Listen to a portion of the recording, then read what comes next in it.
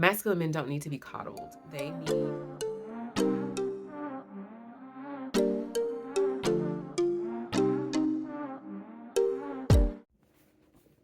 as my mother would say, let them fools be.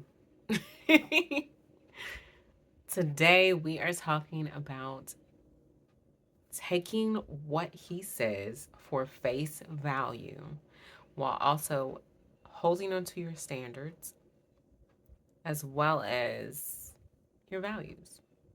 When a man speaks, it is imperative that we listen. I've seen a lot of things in the news and media and things talking about how men don't express their emotions, they don't express themselves. And that may be from when they were younger, they weren't able to do so appropriately.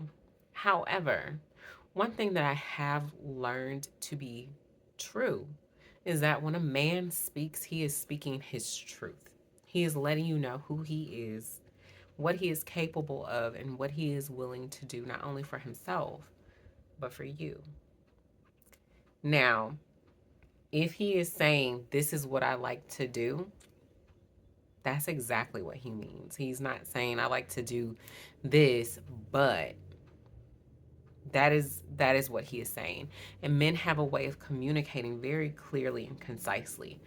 They don't have to go around the red robin's bush. They don't have to go around the corner to get their point across, because what they are saying is exactly what they mean.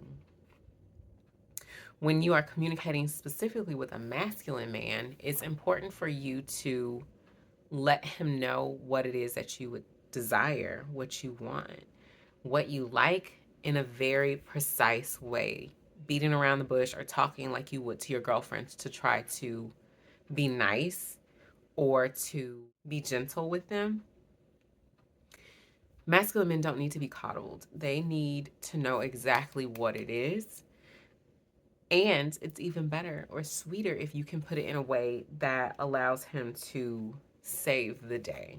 This is what I like. This is how I like this to be done. Ooh, thank you. I like how you did X, Y, and Z. And allowing him to receive that praise and admiration and acknowledgement that you like something that he did. Because if there isn't any kind of acknowledgement or appreciation given, he's not going to do it again. I mean, would you do something that you are not being acknowledged for? Another thing is that because men are so precise with what they say, it can sometimes hurt. It can sometimes sting a little bit because we're used to having conversations with other women who want us to receive this information in the sweetest way possible. Our lady friends may mean the absolute best. However, the thing is, men and women, feminine women and masculine men are polar opposites. And a lot of times this can create a lot of confusion when it comes to communicating. Like, oh, was he trying to be mean when he said that, or he just brushed me off? And that is because masculine men really appreciate the problem and being able to either create the solution themselves or for you to come up with a plan that you have to be able to alleviate this problem, right? That comes into knowing what your values are and knowing what your standards are. What kind of man do you want? And I'm not talking about the men that are in these fictional books where he's all masculine and ripped, but he's listening and having these really deep conversations as a woman would, because a lot of women write these books, right? I am speaking more so in generally in how actual men communicate, how they listen, because they are listening to you and they are responding to you. However, it is for you to equally listen to what it is they are saying. I had a conversation with my mother and I asked her, what is a piece of advice that you wish you received before getting married? And her advice was to literally listen to what he is saying, because that is who he is. And I know a lot of women, they get into this zone of allowing or wanting this man to be their project. And I'm here to tell you right now, become an entrepreneur, go do some hobbies, go DIY your house, do something else that is more productive than allowing someone to utilize your beautiful and precious energy that is only creating positives for them. Because at the end of the day, as Maya Angelou would say, when someone shows you who they are, believe them. Believe them. It's not a, oh, well, he's just saying that.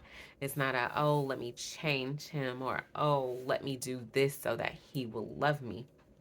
Believe them. Believe them. And it can be as simple as them saying they don't like spicy food. It can be as simple as that. It could be as safe as them wanting to sleep on a certain side of the bed in case something happens, right? And it is really their level of provision and acknowledgement of the possibilities that we are not aware of. However, it is up to you in your discernment of knowing what values you have and what standards you have, and if that person is someone you could grow with, someone that you could have a deep, meaningful, loving relationship with. And if so, go for it. And if not, on to the next one, on to the next. One of the most beautiful things I have come to acknowledge and be aware of is that people will always tell you who they are if you listen. If you are always talking or even having like a conversation in your mind of what someone means or why they may have done something versus having a conversation and listening to them, you are not listening. You are not listening, nor are you really getting to know them, but you are listening to your shadows of why they didn't do that. You're listening from the lens or the filter of your own trauma of this is what they meant instead. This is the predicament that is actually happening. And one of the truths that I have found to be true is what you perceive life to be is exactly what you will be met with. And so, to break that down even more, when you perceive men to not have emotional intelligence, those are the type of men that you will attract. That is what you will see in the man that you are with versus you believing that he has great emotional intelligence and you are looking for that and you are seeing it. What you perceive, what you look for is what you will find. So, actually, going into life with what you're looking for will help you filter out all the things that you don't want. So, for instance, you're listening to him, right?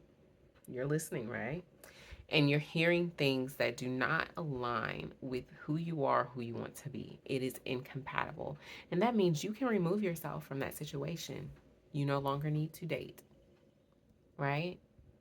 Now, if it is marriage, I do highly recommend therapy or even seeking counseling or some kind of mentorship to help you better understand each other, specifically women, understanding how to remove that filter of talking to ourselves of what a masculine man means versus really just listening. But that's for a whole nother, that's a whole nother video.